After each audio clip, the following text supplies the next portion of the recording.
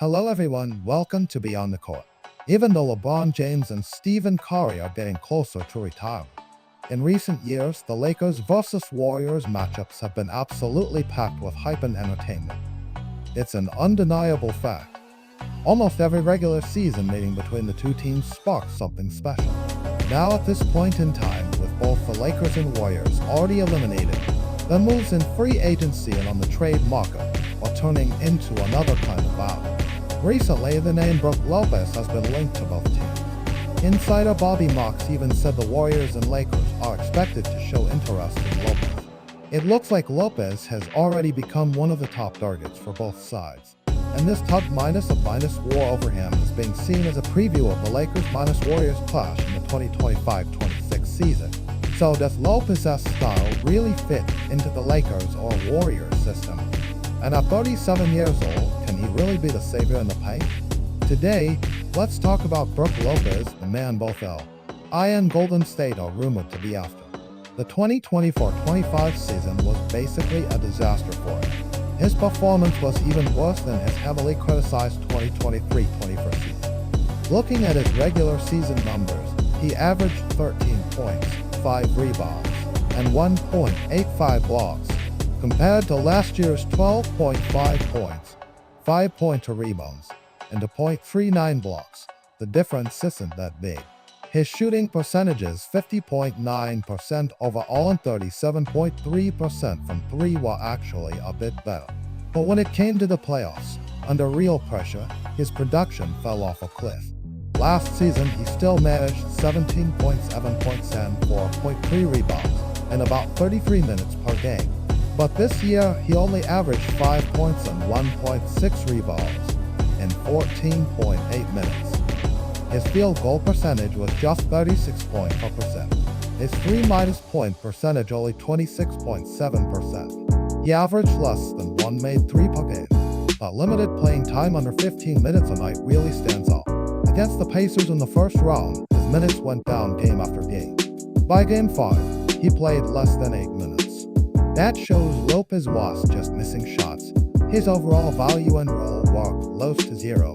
For example, in Game 1 against the Pacers, Lopez was pushed several steps back by Andrew Nembhard on a drive to the rim. We often see big men dragged into pick minus and minus roles and targeted as shooters. But it's rare to see a center bullied straight to the basket by a small guard, especially when the weight difference is around 40 kilograms, and Lopez still got knocked back easily. So does that mean Lopez won't get targeted in pick minus and minus roll threes anymore? Of course not. In Game 2, Tyrese Haliburton used a screen from Miles Turner to draw Lopez into drop coverage. Turner rolled, clearing the top of the arc. Haliburton saw the open space and drilled the 3 right in front of Lopez. On another play, the same Haliburton minus Turner action left Lopez spinning. Haliburton simply blew by him, unassisted Aaron Nesmith for a floater. This whole series exposed Lopez's weaknesses. When he matched up with Turner, he faced a tough choice. If he stepped up to contain the pick minus and minus roll, he couldn't recover to protect the rim. If he stayed back, he gave up wide minus open 3. And the Pacers' 5 minus outspacing punished him again and again. In fact, the Pacers had 7 different players shoot over 40% from 3 in that series. On offense, with Damian Lillard injured and only playing 75 minutes in the series, Milwaukee's half-minus court offense struggled. Without Lillard running pick minus and minus rolls with Lopez, he had far fewer open looks. So his sub-minus 30% 3- point shooting was a surprise. In that situation, Lopez called and teased the load for Johnny's. That's why this summer, with his contract up, Lopez will likely part ways with Milwaukee after 7 years. On this roster, HES becoming more of a spare piece, and even Jonathan's own future is uncertain. So for Lopez, leaving feels inevitable.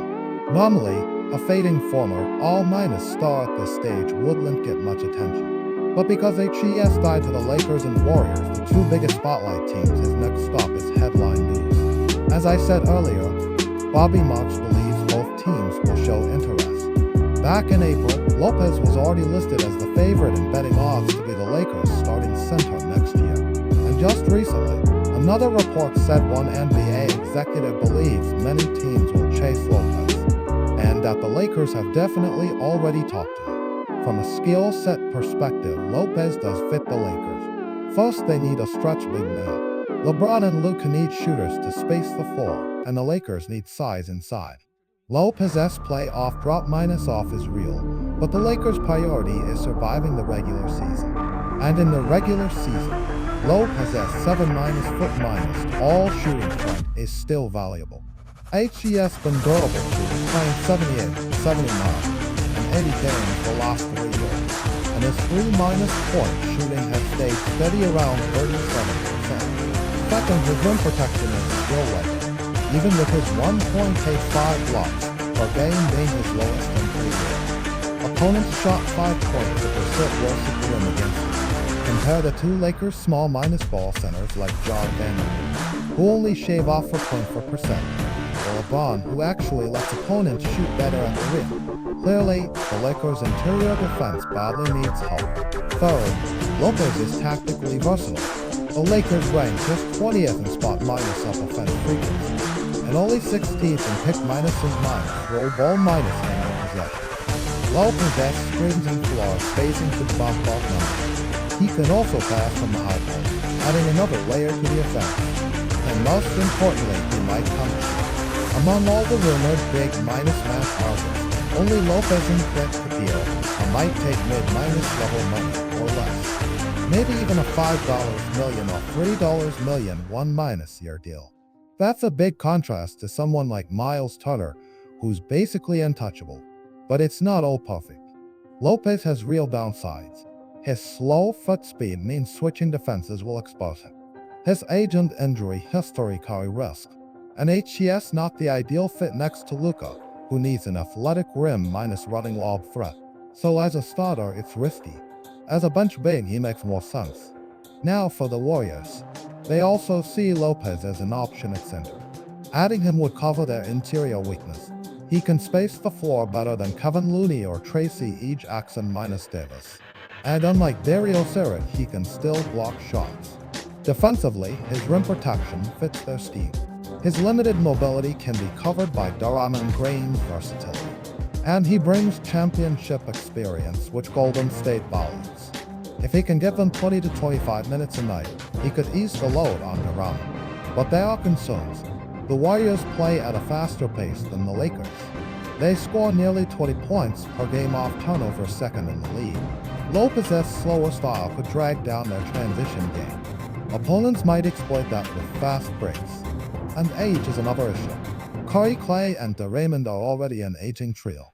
Adding a 37- year minus old Lopez would turn the starting lineup into a retirement club. 4 of the 5 starters would be over 35 years old. That's royal. Still, unlike the Lakers, the Warriors don't have a clear next minus generation star. When Curry retires, they may fall into a rebuild anyway. So why not bring in Lopez and let the veterans make one last run? If it fails, then by 2026-27, Curry does his farewell tour, Draymond and Clay right off, and the Warriors officially enter a rebuilding era. In a way, it makes sense. Plus, their other rumored target, Nikola Vucevic, comes with locker minus room risk if his role is small. So many Warriors fans would rather roll with Lopez. In the end, his age, mobility, and defensive flaws mean Lopez isn't a perfect solution for either team. But whether as a starter playing 20 minutes or a key backup, he could still help. We don't know how much he has left in the tank. Maybe he bounces back on a new team, or maybe he keeps declining. But his shooting, rim protection, and affordable price will always spark fun imagination. And hey, don't forget he even picked up a couple of all-minus defensive second-team votes this season.